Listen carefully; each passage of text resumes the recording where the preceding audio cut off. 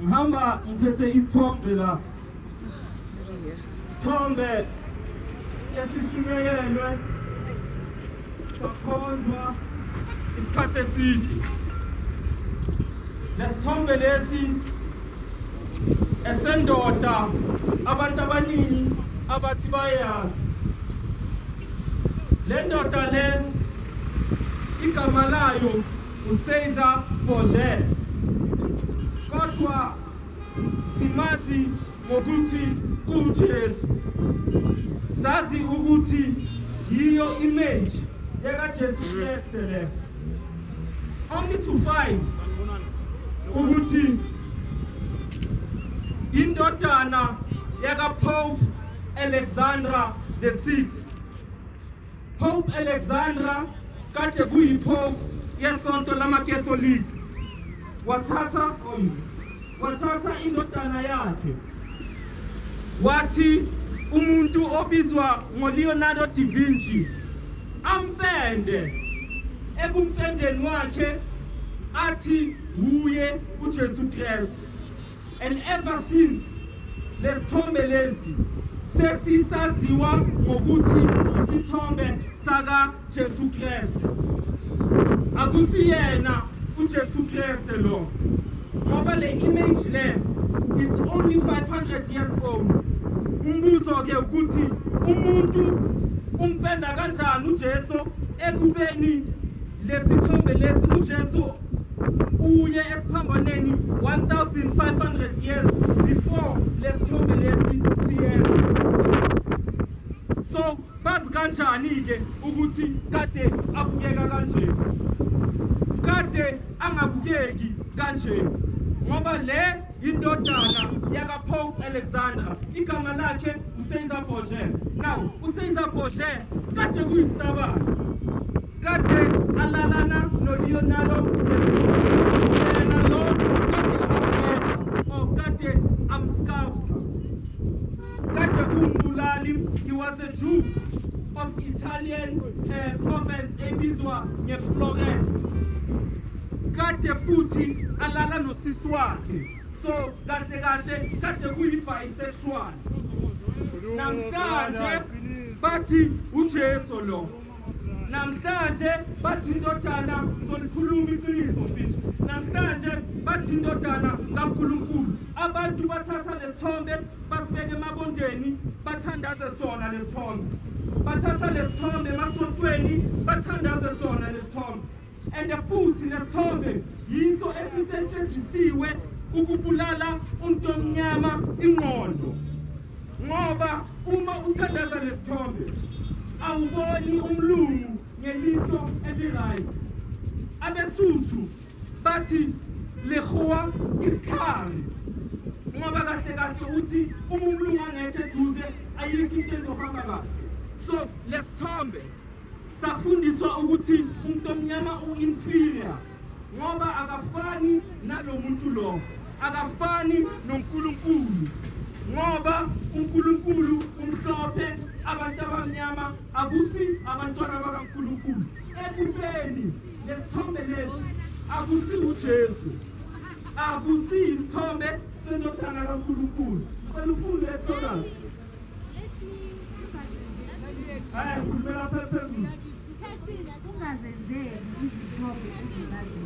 ungaziyenzeli izithombe nemifanekiso namfanekiso wokusezulwini ngaphezulu, ngoba nowokosemhlabeni phansi, nowokosemanzini phansi komhlaba. Ungayenzi imifanekiso. uNkulunkulu ubaqwayisile abantu ukuthi ungayenzi imifanekiso. Qhubeka. Ungazikhothameli, ungathandazi izifanekiso ngoba zizokudukisa izifanekiso. Ungathandazi imifanekiso esemhlabeni phansi kolwandle ophansi kwezulu, ngoba uma niyenza lento leyo lokho uzovula a can of worms engeke niphinde nikhona kuyivala. Qhubeka. Ungazikhonzi, ungakhonzi le ithombe lezi. Qhubeka. Ukuba mina Jehova uNkulunkulu wakho uNkulunkulu onomhawu. Ngihambela ububi bawoyise kubantwana uma kuso isizukulwane sesithathu nesesine sabangizodala. Qhubeka. Kepha ngibenzele umusa abayizinkulungwane abangithandayo. So abathandaza izithombe ngizovakashela izizukulu zabo. And angeke ngishaya abazali kuphela kodwa ngishaya nezizukulu zezizukulwane. uNkulunkulu uthi ningathandazi izithombe. Lesithombe lesi akusiyena uJesu Kristu. Ngicela ubuyele nami kule lelinye elilandelayo. So into esiyaziyo ukuthi lesithombe lesi Pope Alexander the 6th ngo-1417 wathi kuLeonardo da Vinci, enda indodana yami uyenze ibe isifanekiso salomuntu esizothi uJesu Kristu. And then sohamba sishumayela ukuthi thandazani kuso lesifanekiso, ngoba uma nithandaza lesifanekiso nithandaza nathi futhi. Uma nithandaza lesifanekiso nikhothamela thina futhi. That is why uthola abantu abaningi okwamakholwa abakhoni nokuthi balwele isizwe sabo ngoba bacabanga ukuthi balwisana noNkulunkulu, ngoba umfanekiso kaNkulunkulu wathathwa wachenjwa wayenzwa ukuthi abe umlungu. Funda. Kepha nginobhalo lokuthi njengalokho inyoka yamkhohlisa u-Eva Inyoka yamkhohlisa u-Eva. Qhubeka. ngobuqili bayo Ngani? ngobuqili bayo Ngobuqili bayo ngoba ihlakaniphile yakhohlisa u-Eva. Qhubeka. kanjalo izingqondo zenu mhlawumbe zingaguquki. So nengqondo zenu zingaguqulwa. Qhubeka. Ziyeke ubuqotho nobumhlophe kakuphela. Phakamisa ivoice. Qhubeka. Ngokuba uma kufika umuntu eshumayela omunye uJesu Khona umuntu ozoshumayela omunye uJesu. Lithi iBhayibheli khona isikhathi la kuzofika abantu abazoshumayela omunye uJesu. uJesu onamehlo ablue, uJesu oneyinwele eziblonde, uJesu obuya eEurope, uJesu onebala elimhlophe. Uma omunye umuntu ashumayela uJesu omunye nangukuthi esengamshumayela langa noma namukele omunye omoya ni amukela omunye umoya omunye uJesu, ngoba uPaul kade angashumayeli uJesu womlungu. uPaul kade angashumayeli uJesu onamehlo ablue. Qhubeka. eningamamukelanga Qhubeka. noma Noma elinye ivangeli elinye ivangeli. uJesu uzalwe nge-25 zikaDisemba. Elinye ivangeli lelo. uJesu nizobabona manje ngo-Easter bazabe bagolile isizwe bathi bayo-commemorate ukufa kwakaJesu. Now lithi iBhayibheli uJesu waya ethuneni for amalanga ayi-3 ne-283. Kuza kanjani-ke ukuthi from Friday i-Easter besiphele ngeSunday? Ngibalela amalanga ayi-3 lapho. uJesu oshone nge-Easter. Ayikho lento leyo. Easter iqala Friday bathi Good Friday iphele ngeSunday. And then this year i-Easter ingo-April. Next year i-Easter ingo-March. Kahle kahle lo Jesu usenini? Uma niyamukela elinye ivangeli lithi iBhayibheli kukhona ngiyasaba ukuthi inyoka nani izonikhohlisa njengoba yakhohlisa u-Eva.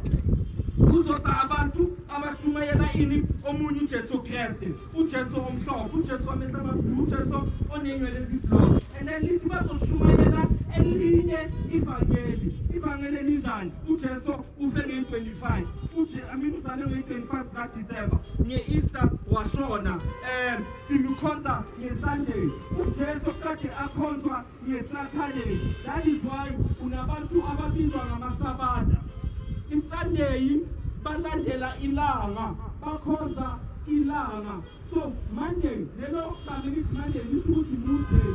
Bakhonza inyanga. Tuesday, Tia, the pagan Messiah. Wednesday, Odin. Thursday, so Wednesday. Friday, ufika. Or amakholwa ambiza ngo-Easter. Saturday, Satan's Day. Ilanga likaSathane. Sunday silandela ilanga. January, February, March, zonke lezinto amagama ezithixo. Qhubeka. Eningalamukelanga nikubekezele kakhulu. Bekani ngiyanithumela ninjengezinto phakathi kwezinto.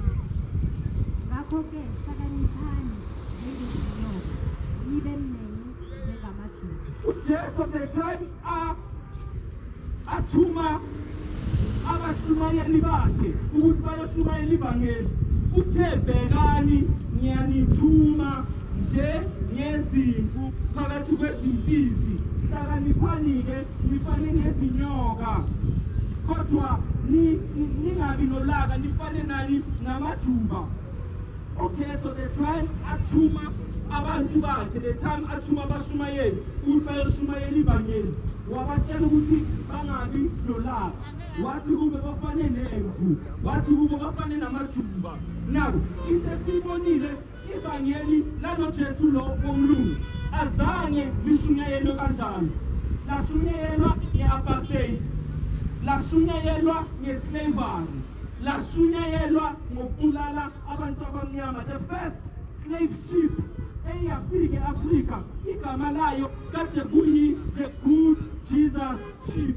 So bona ukufika kwabo ukuzoshumayela lo Jesu azange beze njengezimvu, azange bafane namajuba, baye bafana nezimpisi, baye bafana nezinyoka. Lithi ngiyanithuma njengezimvu phakathi kwezimpisi.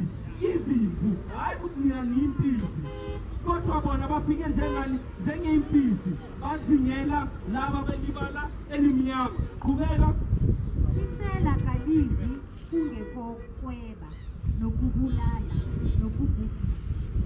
Mina ngiza ukuba babe nokuphila. So isela lizele ukubhubhisa, lizele ukuzotshontsha, lizele nokubulala. Bakhona abantu abatshontsha umhlaba beze bazoshumayela ngale vangeli. Khona abantu beze babulala bashumayela lona le vangeli. UJesu uthe ningabi nolaka fanani namajuba. Nifane nezimvu phakathi kwezimpisi. Kodwa thina siyazi-ke ukuthi uJesu kodwa isela lona liza lana lifikele ini ukutshontsha. Namhlanje sinamhlaba sihlala emalokishini. Khona umuntu okutshontshele i-identity yakho, khona umuntu okutshontshele umhlaba wakho, khona umuntu otshontshe isizwe sakho, khona umuntu otshontshe yonke into okuyigugu kuwe. Isela lelo lizele lokho futhi lizele nani ukuzobulala. Slavery babulale abantu abaningabi. Our stats at over 100 million black people died between isikhathi se-slavery, including apartheid. Now, ngikhuluma ngendaba ye-South Africa kuphela, ngikhuluma ngomnyama throughout the world. Sela lizele ukuzotshontsha, lizele ukuzobulala, lizele ukuzoshabalalisa. Shabalalile ezisizwe, sishabalalile as abantu. Now, uJesu uye wathi akathuma wathi fanani nezimvu, ningafani ney'mpisi, fanani namajuba, ningafani ney'nyoka. Kodwa uma bafika uPaul uye wathi ngiyasaba ukuthi inyoka izonikhohlisa. Khona inyoka enitshele ukuthi uJesu mhlophe, khona inyoka enitshele ukuthi uJesu kalele 25, khona inyoka enitshele ukuthi uJesu uYesu, khona inyoka enitshele ukuthi ushunyayelwa ukhonzwa ngamaSunday. Leyo nyoka leyo ayithumangwa uJesu, leyo nyoka leyo ayithunywanga uNkulunkulu. Ngaleyo ndlela qaphelani, ngoba iBhayibhili lizishilo lezinto zingakayenzeki. uPaul ubhale 2000 years ago ukuthi uzofika abantu bashumayele omunye uJesu, uzofika abantu bashumayele enye elinye ivangeli, uzofika abantu bashumayele into kade ingashuyayelwa back then. Ngicela ufunde. Imnyama, kepha ngimubi. Ubani umnyama? Isho incwadi bathu ngawo. Madodakazi Incwadi yini igama lencwadi? Isabelelo. Isabelelo verse chapter 1 verse 5. Chapter 1 verse 5. Isihlabelelo zesihlabelelo chapter 1 verse 5. Ithi ngimunyama. Uyakutshela abantu beBhayibheli bayakutshela ukuthi ibala labo linjani. Funda uthini? Ngimnyama. Ngimnyama. Kepha ngimuhle. Kepha ngimuhle. Madodakazi aseJerusalema. Madodakazi aseJerusalema. Njengamatende akwaKetari. Qhubeka. Njengezilenge zikaSolomoni. Qhubeka. Ningangibuki ukuthi ngimnyamane. Ningangibuki ngoba ngiyinjani? Ngimnyamane. Ngoba ngimnyamane, ngidakdindi. Ngidakdindi manje ungangibheka ucabanga ukuthi ngoba ngimnyama uthi ngimubi. Le ncwadi le iseBhayibhelini. uSolomoni inkosi ikhuluma nesithando sayo. Uthi uSolomoni nesithando sakhe sithi ningangibheki ngoba inkosi ngithandile bese nithi inkosi wayingalandanga iye lobhongi. Uthi ngimnyamana. Uthi ngimnyamana. Ningangibheki ngoba ngimnyamana. Qhubeka. Ngokuba ilanga lingifusile.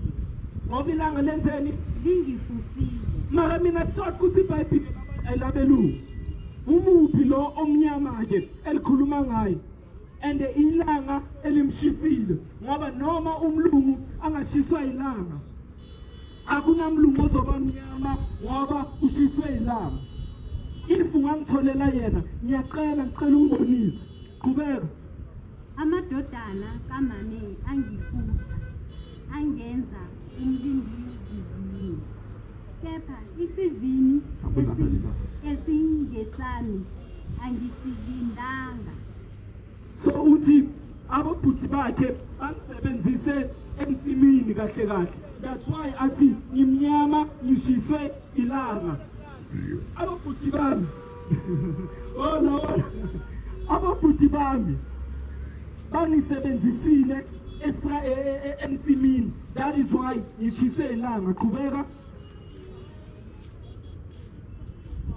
Phindi dudu. Job chapter 30 verse 30. Isikhumba sami simnyama. Isikhumba sikaJobe simnyama. Oyiphinde futhi. Isikhumba sami simnyama. So incwadi yesihlabelo sezihlabelo uSolomoni ukhuluma nomfazi wakhe. Umfazi wakhe Solomon uthi ngimnyama. Ningangibheki ngoba ngimnyamana.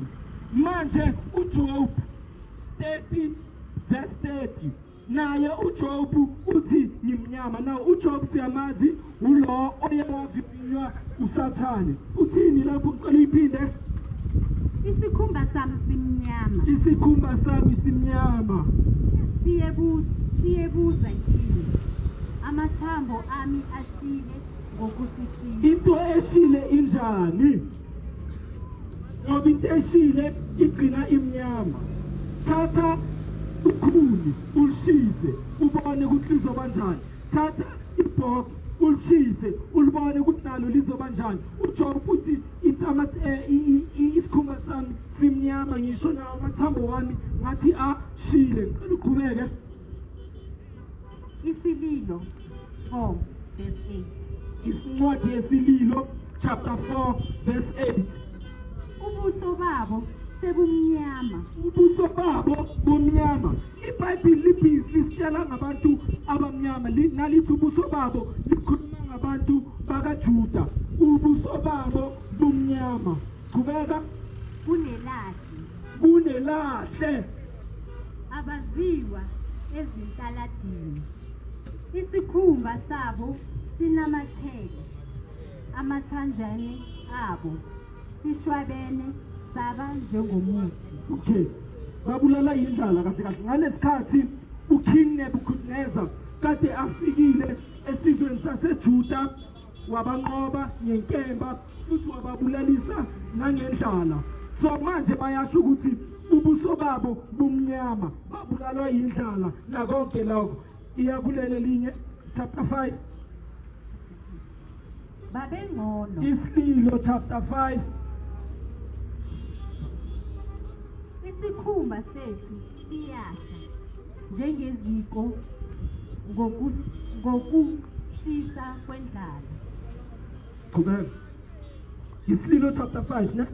Okay, into eshilo ngiyela back to lento leyo. So uthi isikhumba sabo sifana nento eshile. Ngiyabuza futhi into eshile injani uma ingekho inyama? Qhubeka. Isikhumba sethu siyasha njengeziko ngokushisa kwendlala. Okay, ulifundile lelo. Qhubeka. Lele linye lilandelayo. So iBhayibheli abantu ababhale iBhayibheli uJob uyasho ukuthi mina ngimnyama, isikhumba sami simnyama. Incwadi yesililo nayo iyasho ukuthi ubuso babo bumnyama. Ayithi ubuso babo bumhlophe, ayithi ubuso babo obabelungu, lithi ubuso babo bumnyama. Bese nabo bayavuma bathi inyama yethu ifana nento eshile, into eshile into emnyama. Qhubeka. Jeremiah 14 Jeremiah chapter 14 verse 2. verse 2. uJuda uyalila, amasango akhe adangele, ahlezi emhlabathini edabukile, nokukhala kweJerusalema kunyukile. Abakhulu babo bathuma abancane babo emanzini, bafika emgodini, kepha abafumani manzi. Babuya izitsha zabo zingenalutho, banamahloni, bajabhile, bamboza amakhanda abo ngenxa yomhlabathi odabukileyo, ngokuba akubangakho mvula ezweni. Abalimi banamahloni, bamboza amakhanda abo. Yebo, nendluzela izalela endle, ilisiye izinyane, ngokuba utshani abukho. Izimbongolo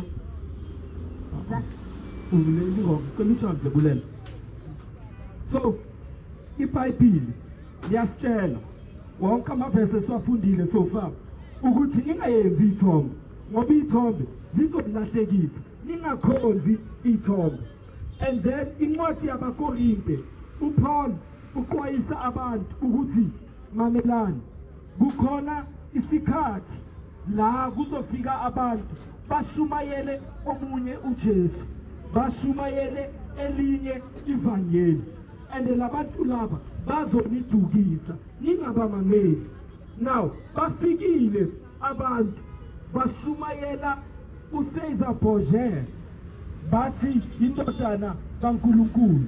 Bashumayela isitabane, bathi indodana kaNkulunkulu. Bashumayela umbulali, bathi indodana kaNkulunkulu.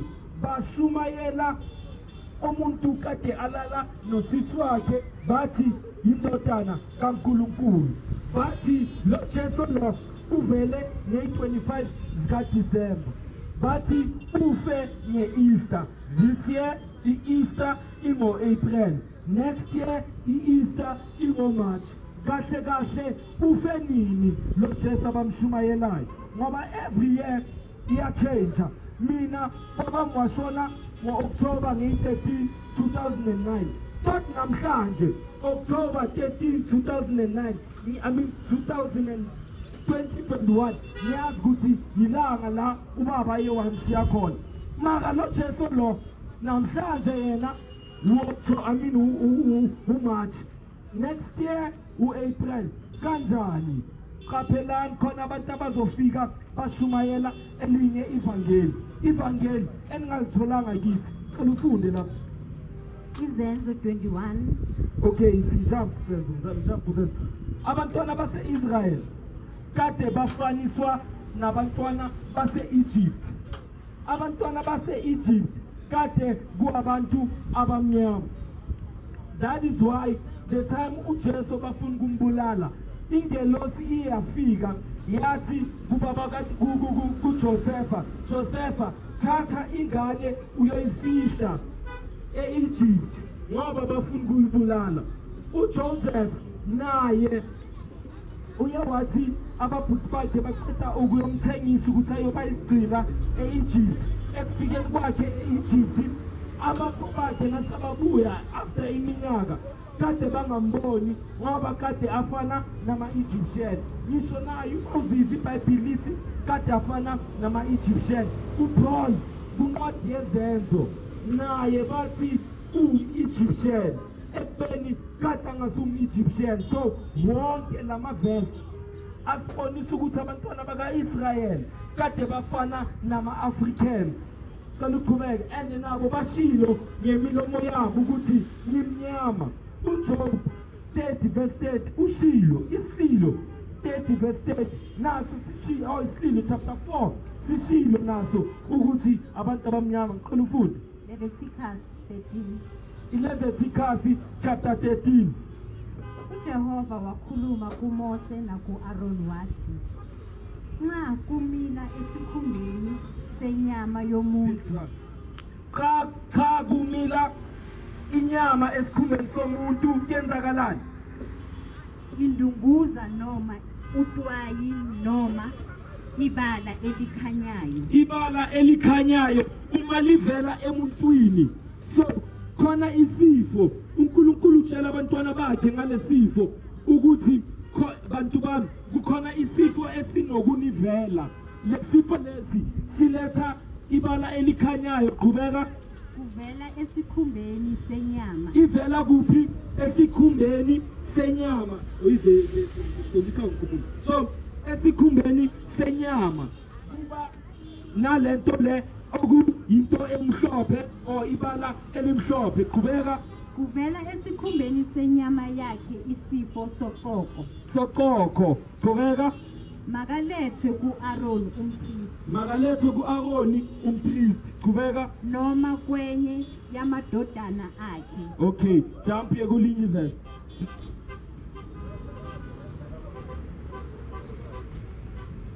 Nxa isifo soqoko sikumuntu uyakuletha umpristi abheka uma kukhona indunguza elimhlophe esikhumbeni. Nayi futhi lento esikhumbeni kuvela indunguza emhlophe. Umbuzo ke if abantwana baka-Israyeli banebala elimhlophe then lento le emhlophe ivela kanjani esandleni sabo ngoba akekho umlungu engimaziyo okhe wathinta waba inkawu. Lento le ichaza le stage lethi umuntu sikhule naye ibala lakhe limnyama njengathi and then laqhubeka liba mhlophe. So kuqala kuvela imark emhlophe and then iyakhula. uNkulunkulu uyachaza. Qhubeka. Uma umpristi ebheka ibala lomuna ibonakala ingahlonile kunesikhumba kungekho zinwele ezimnyama sinhlukuphi lento ichange nenywele zomuntu ziyenza inywele zibenjani. Bheka khona umpristi uyakumvalela onesifo somuna izinsuku eziyisikhombisa. Okay, jump ye kuleli linye. So lesifo lesi siqala kancane. Siqala siba yimark emhlophe bese siyaqala siyaspreada emzimbeni uthi uNkulunkulu uqotho, and then uzo explain manje njengoba siqhubeka ukuthi itshentsha nebala lekhala yenywele zakho. Qhubeka. Kodwa uma ngokubona kwakhe umuna umi kumilile kuwo izinwele ezimnyama. Ezinweleni ezimnyama kumilani?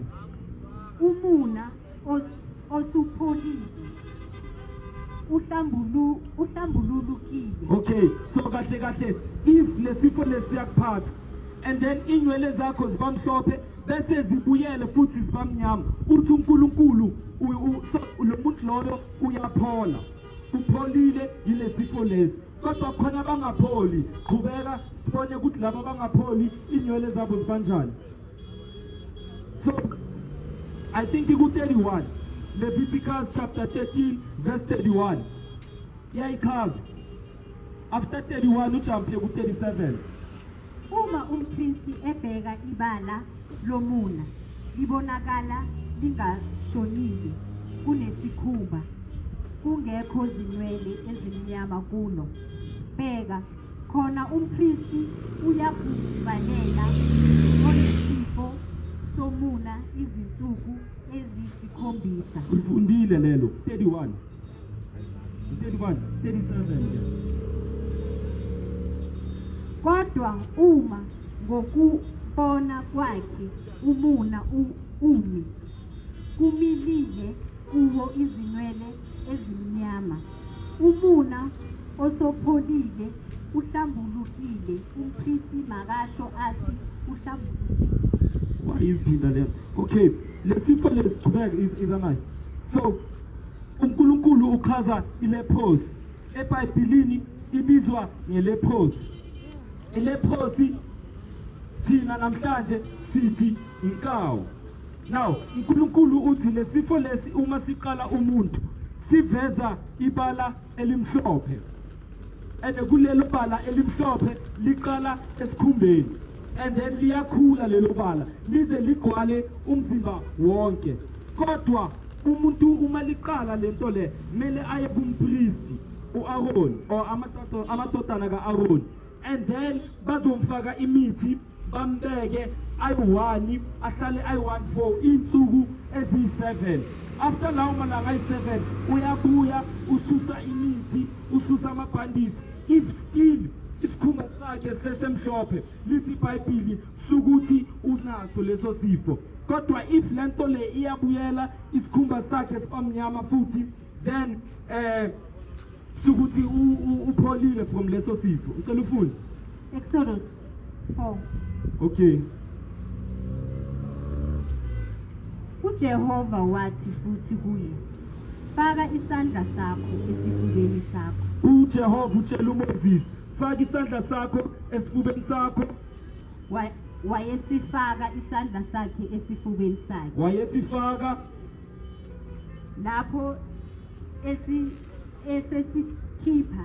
lapho sikhipha khona, bheka isandla sakho sasinoqotho iBhayibheli lesilungu lithi isandla sakhe was white as snow. So isandla sakhe kade sonke uNkulunkulu kade yenzela uMoses isibonakaliso or isimangaliso ukuthi mawufika le, ngoba abantu bami anyeke bakukholwe ukuthi ngikuthumile, uzothi mawufika uyenze lesimangaliso, ufake isandla phakathi kwezifuba sakho, uma usikhipha isandla sakho sizoba noqotho.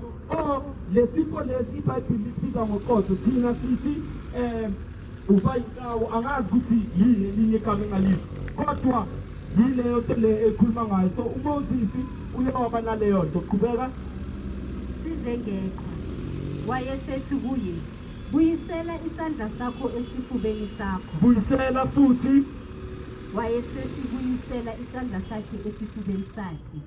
Kuthe esikhipha esifubeni sakhe, Kwayenzakalani? bheka sasesiphendukile sinjengenyama yakhe. Sabuyela futhi safana nenyama yakhe. So isandla sakho uyawasifaka, lithi iBhayibheli satshintsha saba noqotho. Wathi makasikhipha asibuyisela futhi satshintsha safana nenyama yakhe. Qhubeka.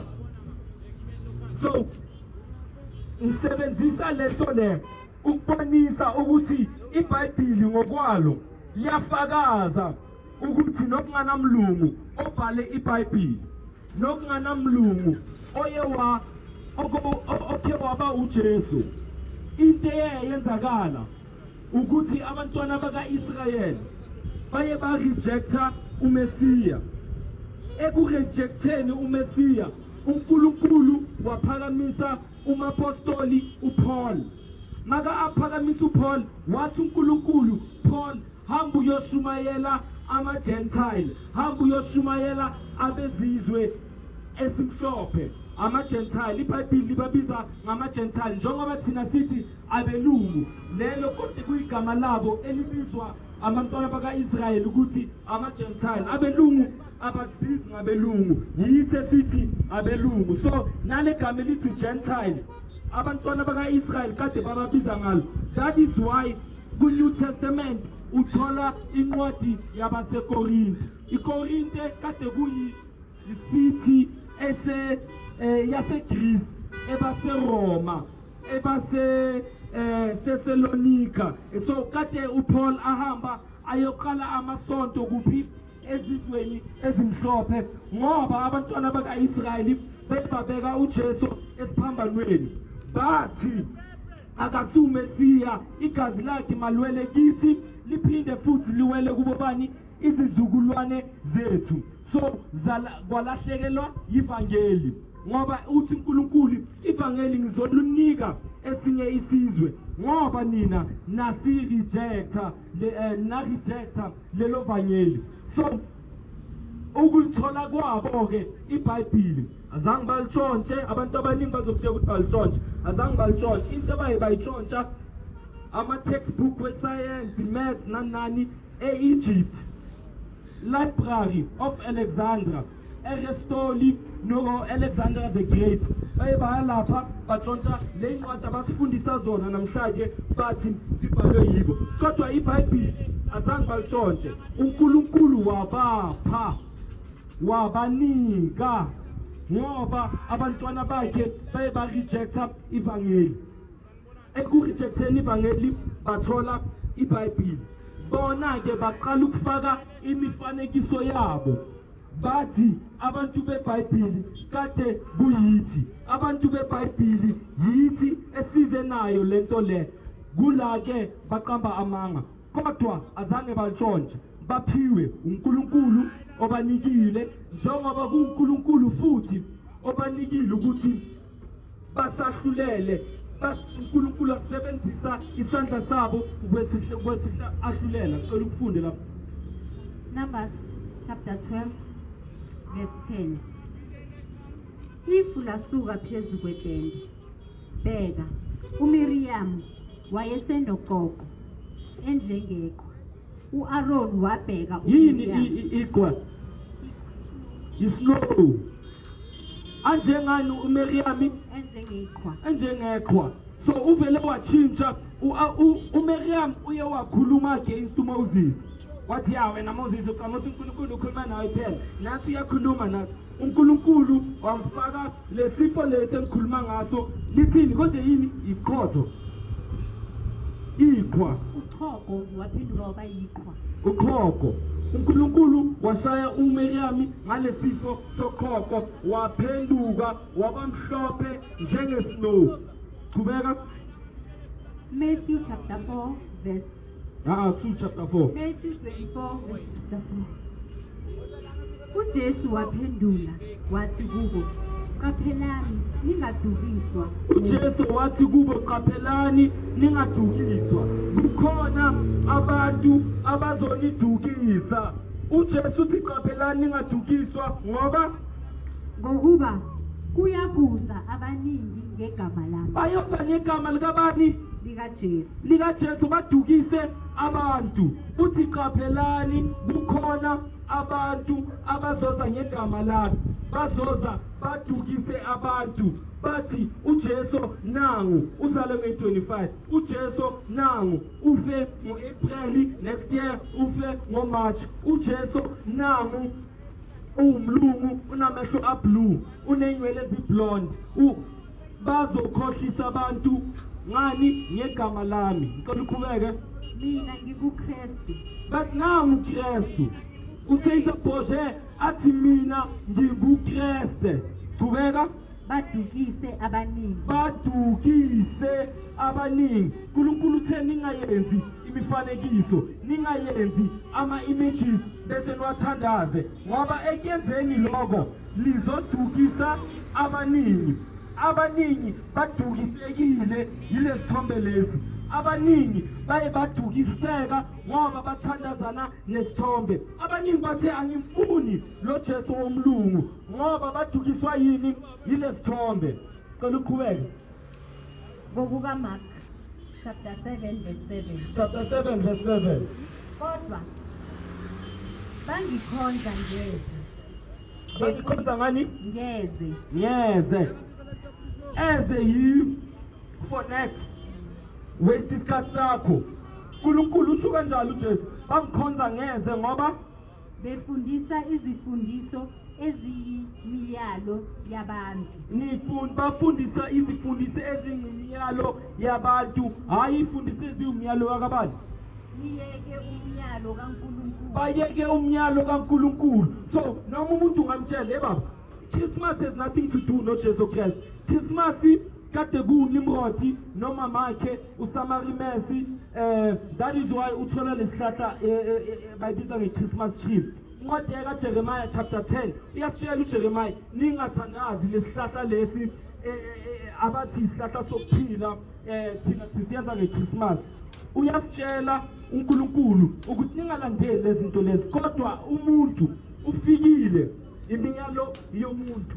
Wantshela ukuthi thandazani lo Jesu lo. Wasitshela ukuthi thandazani ngeSunday. uNkulunkulu abantwana bakhe bamlandela ngeSabata. Wasifika wasitshela futhi ukuthi igama uJesu. Igama kade kungasi uJesu, kade kuYeshua igama lakhe. Kade kungana John eBhayibhelini, kade kuyakanani, kade kungana Peter eBhayibhelini. Lamagama bawatshentshile ngoba bafuna ukudukisa. Ngicela uqhubeke. Okay, no. So abantu balandela ini imiyalo yabantu. Abalandeli lento ibizwa nge-religion. Abantu balandela i-religion ukudlula ukulandela iqiniso. So even if bangakutshela iqiniso, ngoba mina sengajwayela ukuthi ngeSunday kuyakhonzwa and ngeChristmas ibirthday kaJesu, abanye bazokutshela ukuthi ngiyazi ukuthi akazalwanga nge-25 kodwa akunanda no imiyalo yani yomuntu. Uthi uJesu bayangikhonza for next, in vain do they worship me. Balandela imiyalo yabantu, bangalandeli imiyalo yakaNkulunkulu. So in closing, bantwana baka-Israyeli, njengoba iBhayibheli lisitshelile, incwadi yakaJob, incwadi yesililo, incwadi ye-Song of Songs, incwadi yakaJeremiah, zonke le ncwadi zithi abantwana baka-Israyeli kade banenyama emnyama. And then uNkulunkulu usitshela ngesifo obesibizwa ngeleprosi. Thina namhlanje sithi labantu bayinkawu. uNkulunkulu uyasitshela ukuthi lesifo lesi sichenja ibala lezinwele from ukuba mnyama to ukuba mhlophe. Lichinja ibala lenyama from ukuba mnyama to ukuba mhlophe. Abekho abanye abantu umhlaba wonke abanaso lesifo lesi. If ungangitholela ikula elivela ileprosi, if ungangitholela umlungu ovela ileprosi, and if uNkulunkulu uzothi inywele zisuka from ukuba mnyama to ukuba mhlophe, then it means ukuthi zonke isizwe sika-Israyeli sinenywele ezimnyama. Akukhonakala ukuthi kube nalo onenywele eziblonde, otherwise uNkulunkulu bekazosho ukuthi inywele eziblonde to inywele ezimhlophe, because eziblonde already zimhlophe. So in closing, sizwe nabantwana baka uNkulunkulu baye badlakazeka izizwe zonke bathathwa ngey'kebhe bayibogqilazwa izizwe zonke bathi nabafika kulezo zizwe lezo bayenzwa ilevi izizwe esifana nani abo-Brazil esifana ne-America okwethu nje uSarah Baartman bamthatha ngesikepe wahamba waya e-England eMozambique abantu abamnyama base-Brazil bathathwa from eMozambique iBhayibheli lithi ngoba siye sa-rejecta uJesu Kristu abokhokho bethu bathi igazi lakhe liwele phezu kwethu nezizukulwane zethu lokho kuye kwayenza amagama wabomprofite abafana noMoses ukuthi afezakale lithi iBhayibheli abantwana baka-Israyeli kuyoba yisizwe esihluphekile ngamalanga okugcina ngibonise isizwe esihlupheke njengesizwe sabantu abamnyama silithi iBhayibheli abantwana baka-Israyeli kuzofika isizwe sibathathele umhlaba wabo sibathathele amafamu wabo sibathathele ugolide lwabo sibathathele amadayimoni wabo sibathathele yonke inqebo nemfuyo yabo and ayikho into abazokhona ukuyenza lithi iBhayibheli ngalawo malanga sewadlulile lawo malanga kodwa umuntu oyi-1 uzojaha ibutho labantwana base-Israyeli abayi-7 uzibuze-ke ukuthi sibaningi kanje la eSouth Africa uza kanjani ukuthi siyesanqotshwa ekubeni labantu abafikile balingqosana kuphela kodwa basinqobe sibaningi so ngoba uNkulunkulu ushilo ukuthi kuzoyenzakala futhi isandla sakhe lesi qonda induku lekaJehova ibala labantwana baka-Israyeli limnyama qondani lokhu okuyenzakalayo qondani ukuthi all our lives ijikiwe lento le ijikiwe satshelwa amanga kodwa iBhayibheli lishilo ukuthi kuzoyenzakala and futhi lishilo ukuthi kuzofika isikhathi la sivuka khona ngaleyo ndlela ke ngiyayivala ngibonge